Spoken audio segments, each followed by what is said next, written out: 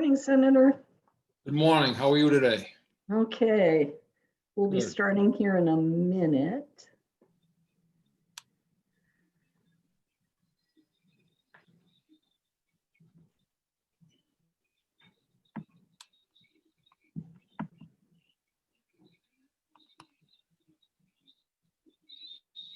Here we go.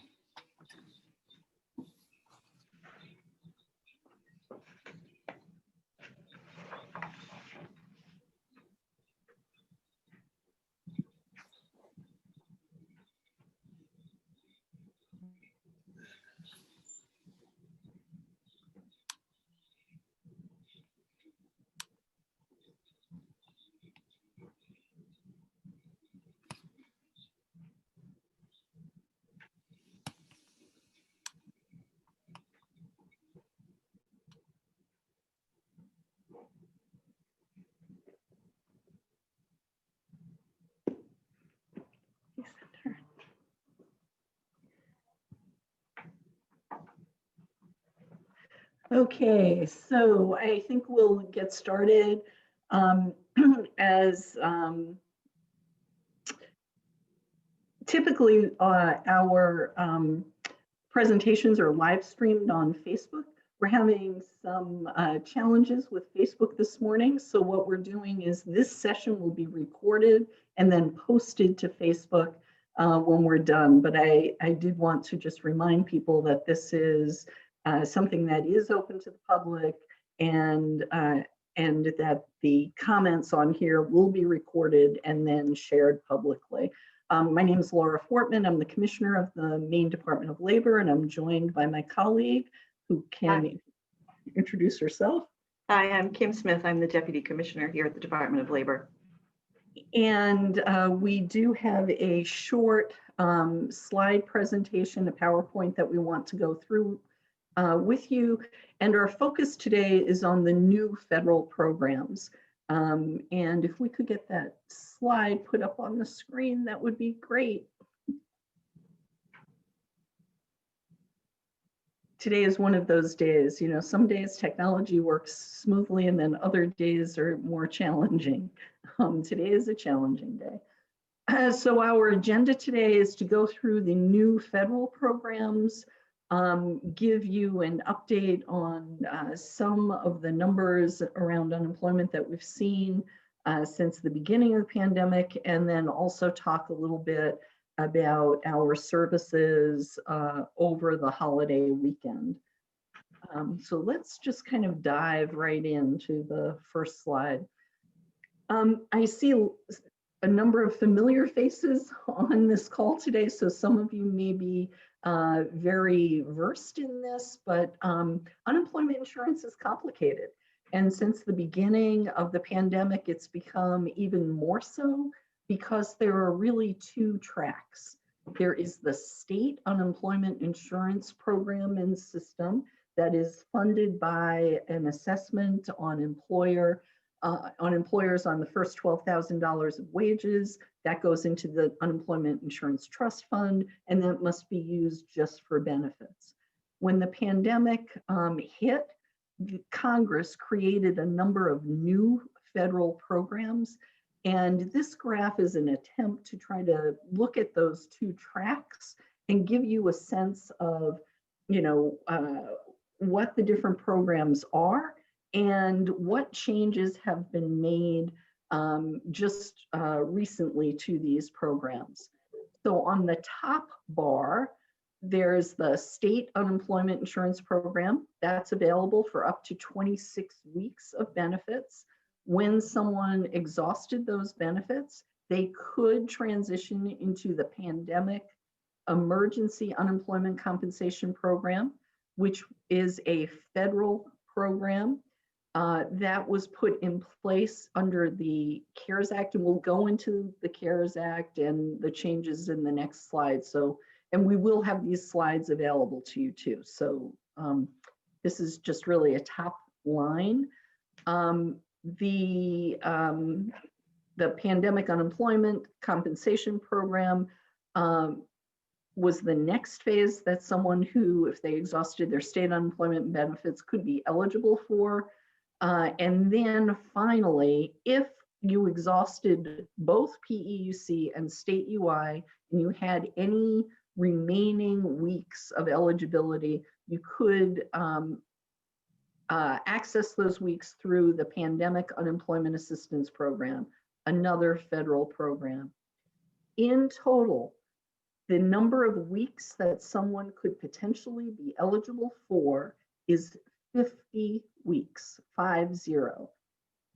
So the first line shows how you would possibly be eligible for all 50 weeks if you started by receiving state unemployment assistance. The next bar shows that under pandemic unemployment assistance, so this is the new federal program, although it's almost a year old now, the federal program that covers self-employed, gig workers, people who were not otherwise eligible for state unemployment. And again, that bar is 50 weeks as well. So if you're in that stream, pandemic unemployment assistance, there are no changes into different programs. It's just you're in pandemic unemployment assistance for a maximum of 50 weeks. In the lower, on my screen, it's the right-hand side, there was the federal pandemic unemployment compensation program. That was the program that started in the spring and ended in July, and it had an additional $600 in benefits that was added if you were eligible for any of these unemployment programs. The new authorization that was signed into law on December 27th has reinstated that program. It has similar requirements. Anyone who is receiving any of these unemployment insurance program benefits is also eligible for an additional $300 in a supplemental payment. That federal pandemic unemployment compensation program, that $300, is not a standalone program. You must be eligible for and receiving at least $1 in benefits from one of these other unemployment insurance programs in order to receive this benefit. The other piece that I did want to just mention is even though these extensions were signed by the president on December 27th, all of these new federal extensions and the new federal pandemic unemployment compensation program have been implemented in Maine. Maine residents are receiving these benefits now. Kim, was there something you wanted to add? The only thing I would add is we do have a comment on there at the bottom also that if individuals see that they have a zero balance remaining in their account, we recommend that they still continue to file their weekly certifications so long as they're still unemployed. If someone is in, for instance, in that top stream and they're on state UI, they get to their zero balance, absolutely file your next weekly certification. That will be the trigger for moving into the PEUC program. And likewise, if you're in the PEUC program and you get to the end of that, you have a zero balance, keep filing your weekly certification, and we will move you into or give you the application to move into the PUA program. So as long as you're unemployed, keep filing your weekly certification. That was the message that we gave people as the programs were ending on December 26th. Keep filing your weekly certification, because when it passes, it just makes it that much easier to get somebody back into pay status. And as the commissioner said, we are making payments on all of the new programs at this point. All the extensions, I should say. Yep, all the extensions. Okay, next slide, please. And this is where we'll go into them a little bit more. So what we tried doing here is, just putting the names down, because I know it gets confusing. I try to say what they are instead of just using the acronyms. But these are the kind of 3 federal programs that were created back in the spring under the CARES Act. Pandemic Emergency Unemployment Compensation. It expired on December 26th. There was a maximum of 13 weeks of benefits under that program.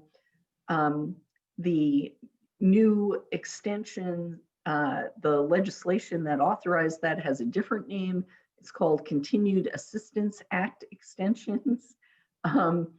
But basically what it does is it keeps the core of the Pandemic Emergency Unemployment Compensation Program and adds an additional 11 weeks of benefits up to a maximum of 24 weeks. It is available until the end of March, until the middle of March, March 13th. And if you are filing for PEUC before March 13th, but you have not used all of your 11 weeks, there is a provision that will allow you to continue to receive those benefits for an additional 4 weeks until a hard stop on April 10th. However, new benefits under PEUC will not be permitted after March 13th. It sounds a little confusing. So if you're in the program, you can finish out and get your 11 weeks or end on April 10th. But if you newly would be eligible for this benefit, there's a prohibition against accepting new applications after March 13th. And again, we'll make these slides available to you. The next program is probably the easiest to understand. This is that supplemental payment. Initially, FPUC was $600. That program expired July 25th. What the new Continued Assistance Act does is it reinstates that program, but it is for $300 a week. Again, as I said before, you must be eligible and receiving at least $1 in unemployment benefits from one of the unemployment insurance programs. This program does have a hard stop on March 13th. So even if you were still eligible for a few more weeks of the PEUC, you would not be receiving this $300. That program has a hard stop. On the Pandemic Unemployment Assistance Program, originally it was put in place to cover gig workers, people who were self-employed, or people who were not otherwise eligible for state unemployment insurance. The deputy commissioner had mentioned before about seeing a zero balance on your account. For some people, every person must first be determined to not be eligible for state unemployment before we can see if they're eligible for one of the federal programs. So it is expected that as their eligibility is assessed under state unemployment, that they may have a zero eligibility determination. But as the deputy said, keep applying, because that's step one in determining whether or not you're eligible for these federal programs. What the PUA Continued Assistance Act extension does is it keeps the program pretty much in place as it was, except it adds an additional 11 weeks in benefits to a maximum of 50 weeks. Weekly certifications are required. And what's new here is that claimants are now required to provide documentation. In the initial program, the documentation was primarily self-attestation. And then if they were going to receive more than the minimum benefit, which was $172, they needed to provide earnings documentation. This new extension includes 2 provisions for additional verification. One is around identity verification. If we could skip to the next slide, that would be great. Yeah, and we'll go through that there. So Kim, do you want to walk through through these? Sure, I didn't mean to cut you off. I just wanted to get to the right slide. But yeah, as the commissioner was saying, there are 2 new requirements for documentation on PUA so that we can assess eligibility. And the first one is documentation of employment or self-employment. So anybody who is receiving PUA after December 27th will now be required to send in documentation. Most likely this is going to mean tax returns, for instance. That's the easiest way to do that. But we will be sending out information to claimants when they need to send in the information. And this will be required, again, for everybody who's receiving PUA after December 27th. And the second requirement is that PUA applicants will also be required to submit proof of identity. In the past, that we have been requesting proof of identity really in response to some pretty substantial fraud attempts, and but it hasn't been required of everyone. Going forward, according to the new legislation, it will be required of everybody on PUA. And in both cases, we will be sending out information to individuals, letting them know when they are required to submit the documentation. Okay, next slide, please. And this is just the payment status. As we said, at this point, everyone who these programs are up and running, and people are receiving the benefits. About 22,000 people saw no interruption of their benefits at all. And then the PUA and PEUC folks who had been receiving PUA or PEUC and had their eligibility had ended prior to December 26th, saw a slight interruption in benefits, but now all of those folks are again receiving benefits, and everyone who is eligible is receiving the $300 FPUC payment as well. So these programs are up and running. Next slide, please. The one thing that did happen in the new CAA extension is that a brand new program was created. And this program is called the Mixed Earners Unemployment Compensation Program, MEUC. And this is an optional program. States were asked to sign an agreement with USDOL to deliver this program. Maine did sign that agreement. We are going to be delivering this program. And this was developed in response to a situation that legislators, can we go back to the MEUC slide? Isaac? Yeah, there we go. Thank you. As I had said earlier, the first step that anyone needs to go through is to have their eligibility under state unemployment insurance assessed. And in Maine, we have people who have regular W-2 earnings where they work for an employer, and they also may have self-employment earnings. And self-employment may even be their primary form of employment, but they may, work in a restaurant in the summer. They may pick up other W-2 employment at various times.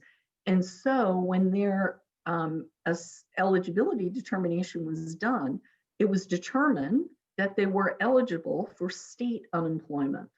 And that was the program that they were receiving benefits under.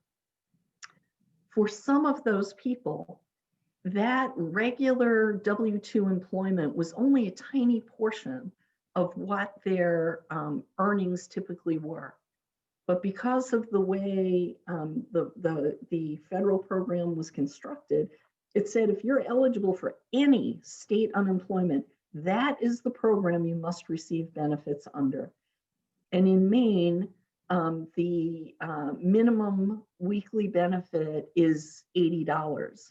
And so there are folks who are receiving $80, whereas under the state unemployment program, whereas if they had been eligible for the federal program, they would have been receiving $172 a week.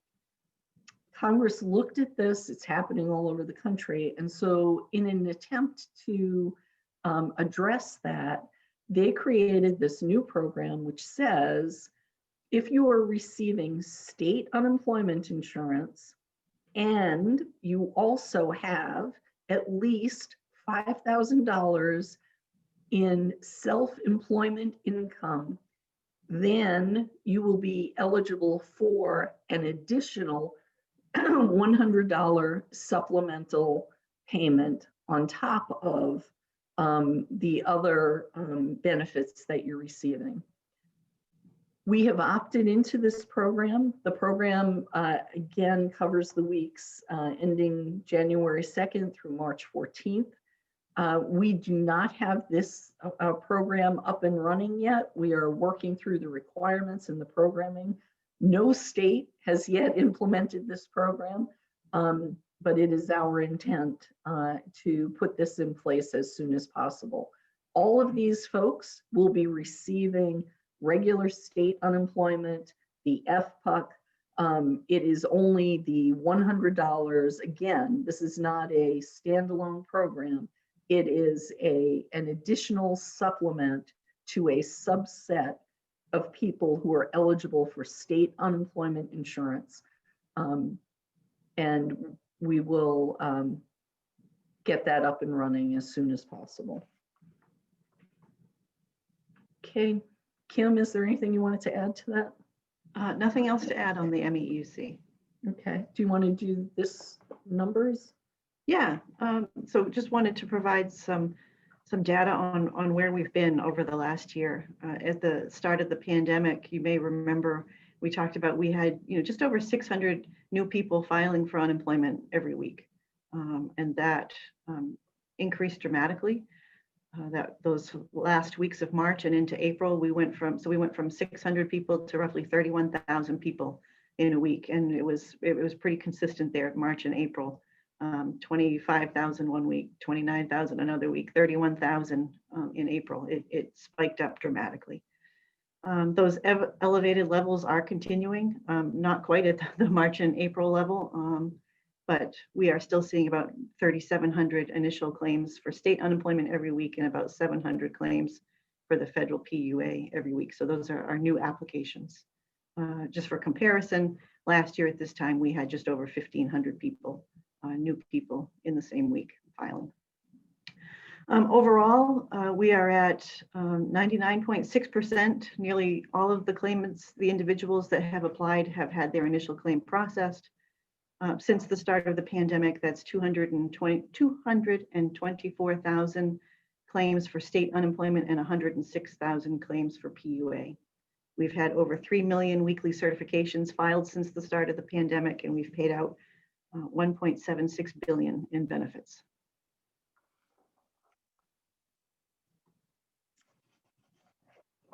And one of the things that we're hearing from legislators is what are the things that we can do to help our constituents? And we appreciate that offer of help.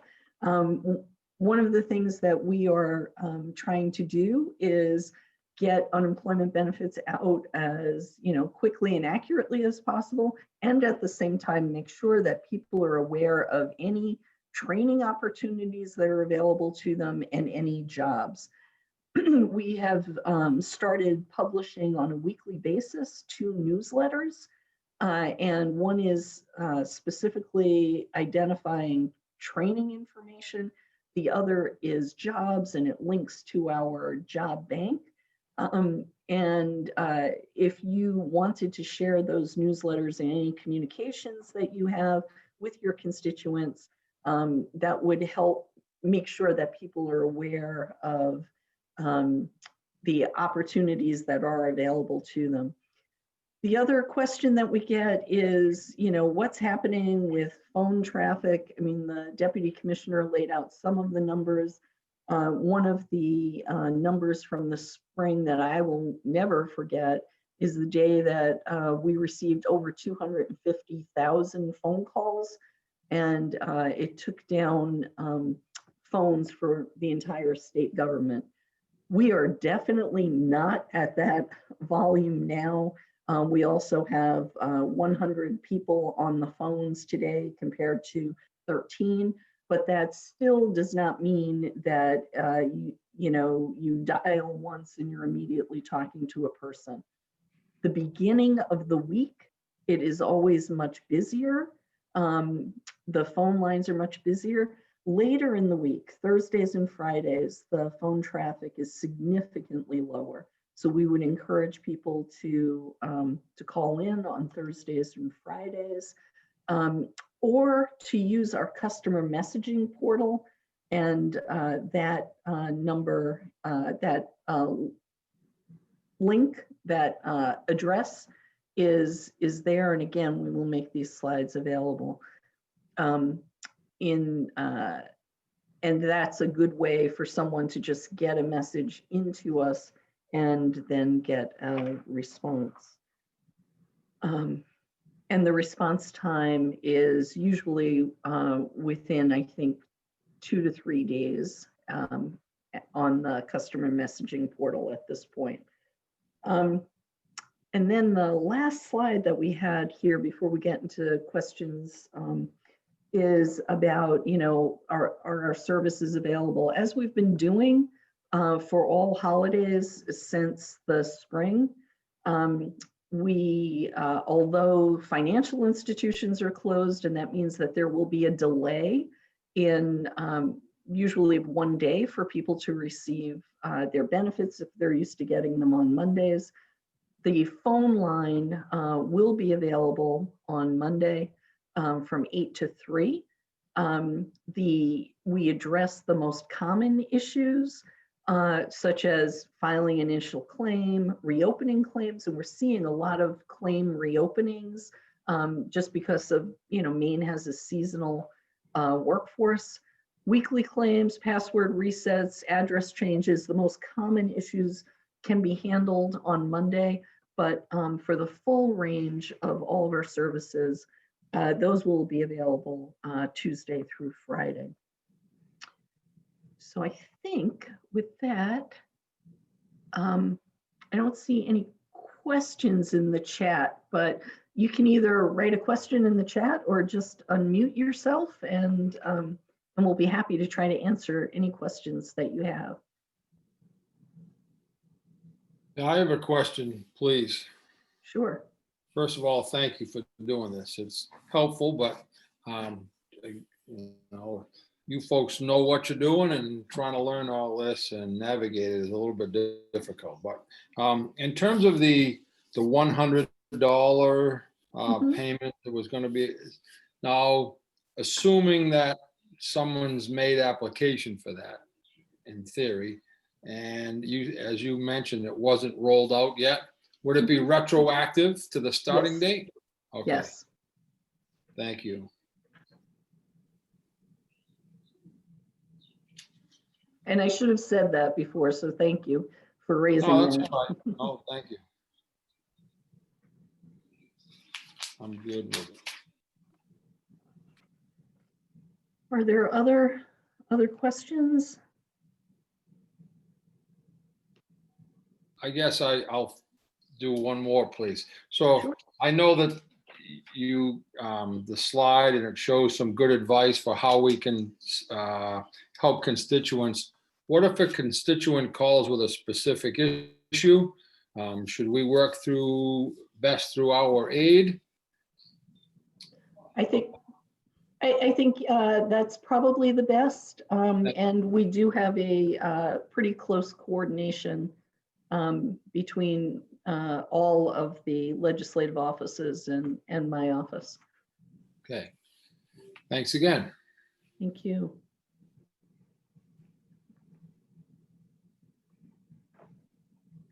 other questions?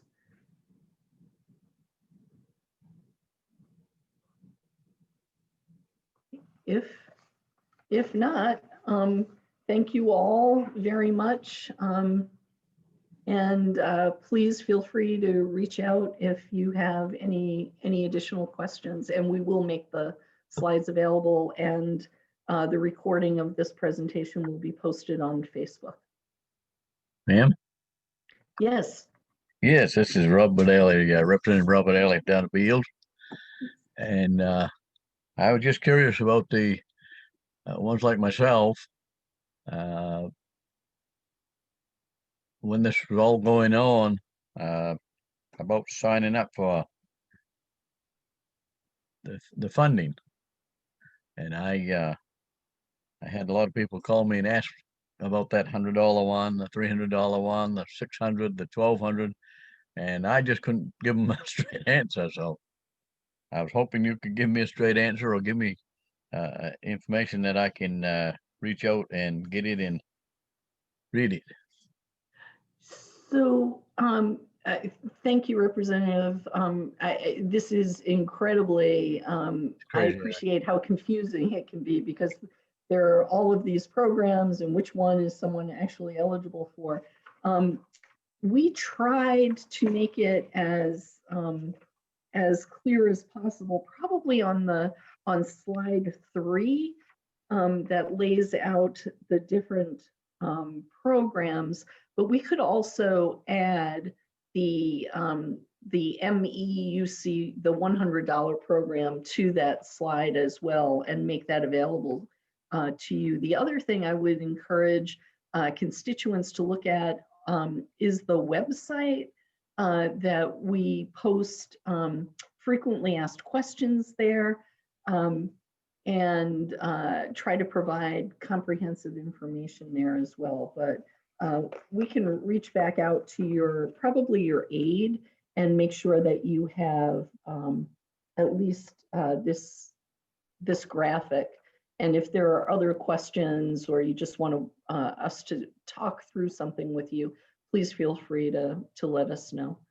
Okay, thank you. And if I could just add to that, we do occasionally get some questions about the new $600, and I'm wondering if that's what you're referring to with the 1200, where a couple may be eligible for $1,200 in stimulus payments.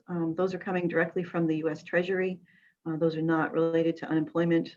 Those are related to tax filings. So there was talk about the $600, and then was it going to $2,000? And so there are two different pots of benefits that could be going to an individual. So like my wife and I could get that, and that would be $1,200. Yeah, and that would be coming from the U.S. Treasury. And my understanding is they have started sending those out last week. Okay, thank you.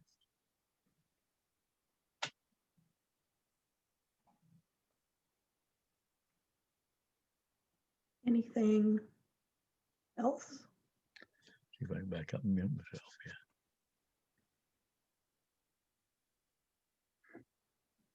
Yeah. Thank you so much. Okay, well, thank you, everyone. And please feel free to reach out if you have any other questions.